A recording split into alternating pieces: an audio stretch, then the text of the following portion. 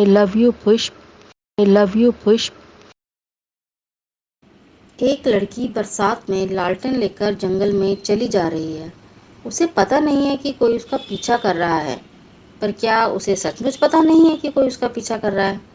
वे चलती हुई एक बंगले तक पहुंच जाती है और छिपकर खड़ी हो जाती है, जैसे किसी का इंतजार कर रही हो। वो लड़का जो उसका पीछा कर रहा था, पीछा करते करते उस बंगले तक पहुंच जाता है, पर वहां किसी को ना देखकर सीधा बंगले में ही घुस जाता है। असल में वह एक चोर है, जो दूसरे शहर की पुलिस से बचता हुआ किसी सुरक्षित स्थान की तलाश में था। उसे यह स्थान उचित लगा, क्योंकि वहां पर कोई चिड़िया तक दिखाई नहीं दे रही थी। वे बंगले में घूमता हुआ सोने के कमरे में घुस जाता है और बोला, वाह क्या कमरा है। अपने पीछे बिस्तर पर लेट जाता है। वे थका हुआ था। जैसे ही उसकी आंख लगने लगती है, वह लड़की कमरे में आ जाती है और चिल्लाकर बोलती है कि कौन हो तुम और यहाँ क्या कर रहे हो? वह चोर, जिसका नाम पुष्प था, चौंक कर उस लड़की को देखता है, फिर मुस्कुराकर कहता है कि मेरा नाम पुष्प है और मैं एक चोर हूँ। कुछ दिन यहाँ छुप कर रहना चाहता हूँ और भूख भी लगी है। लड़की गुस्से से बोलती है कि यह उसके मालिक का बंगला है। वे यहाँ बरसों से साफ सफाई का काम कर रही है, इसलिए अच्छा होगा कि वे यहाँ से तुरंत चला जाए। पुष्प ने पूछा कि कौन है तुम्हारे मालिक, और यहाँ तो कोई दिखाई भी नहीं दे रहा है। लड़की ने सुकुचाकर कहा कि वह उन्हें नहीं जानती है। वे बरसों से उनके बंगले पर काम कर रही है और उसने उन्हें कभी नहीं देखा है। बस वह काम करके चली जाती है और महीने पर उसकी पगार उसके हाथ में थमा दी जाती है। पुष्प ने कहा कि वाह, ये तो और भी अच्छी बात है। मुझे तो यही चाहिए था, रहने के लिए एक शानदार बंगला और एक खूबसूरत पत्नी। क्या तुम मुझसे शादी करोगी? और वह उसको गमले से निकालकर एक फूल देता है। माला बोली कि मैं तुमसे पहले भी बोल चुकी हूँ कि यहाँ से तुम चले जाओ, वरना ठीक नहीं होगा। पुष्प ने उसे गोद में उठाकर कहा कि अब तो सब ठीक ही होगा। पुष्प ने कहा कि मुझे बहुत भूख लगी है, क्या तुम मेरे लिए भोजन बना सकती हो?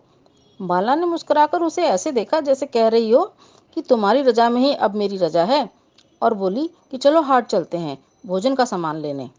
जब वो हाट में भोजन का सामान खरीदने जाते हैं तो लोग उनको देखकर डरकर भागने लगते हैं। पुष्प को कुछ समझ नहीं आता। वे माला से कहता है कि ये गांव वाले हमें देखकर भाग क्यों रहे हैं। माला कहती है कि गांव वाले कुछ पागल हैं, तुम नए हो ना, इसीलिए ऐसा कर रहे हैं। तभी जब माला एक फल की दुकान पर जाती है फल खरीदने के लिए, तो एक औरत आकर वह औरत कहती है कि तुम इस बंगले और इस औरत के पास से भाग जाओ, क्योंकि ये एक औरत नहीं, एक पिशाचनी है जो अकेले मर्दों को अपना शिकार बनाती है। ये तुम्हें भी मार डालेगी। पुष्प बोला कि तुम गलत बोल रही हो।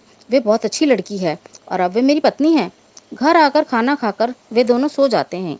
अचानक आधी रात को पुष्प की नींद खुलती है। माला को बिस्तर पर ना पाकर वह बंगले में उसे ढूंढता है और वह उसे एक कमरे में शीशे के आगे बैठी श्रृंगार करती हुई नजर आ जाती है। माला इतनी रात को किसके लिए श्रृंगार कर रही है? वे चकित हो जाता है, फिर बोलता है कि चलो बहुत रात हो गई है, चलकर सोते हैं। माला मुस्कुराकर उसके साथ चल पड़ती है। अचानक पुष्प मुड़कर आईने में देखता है तो उसे माला अभी भी उसमें बैठी नजर आ रही थी। उसका रूप उसे बहुत ही अजीब लग रहा था। वह एक चुड़ैल के रूप में उसे दिख रही थी। वो घबराकर आगे चलती माला के पीछे हो लेता है। उसे हाट में मिली उस औरत की बातें भी याद आने लगती हैं। लगता है कि वह औरत सच कह रही थी कि यह माला भूत है। वह माला को बोलता है कि मैं तुम्हारे साथ नहीं रह सकता, क्योंकि मुझे लगता है कि तुम सच में भूत हो, और वह वहां से भागने लगता है। तभी माला अपने हाथों को लंबा करके उसके गले में डालकर बोलती है कि अब ये संभव नहीं है। मैंने तुम्हें शुरू में ही जाने के लिए बोला था, तब तुम नहीं गए। अब तो तुम मेरे पति हो और मर के भी यहीं रहोगे मेरे साथ। आपको क्या लगता है, क्या कोई चुड़ैल भी प्यार कर सकती है, या फिर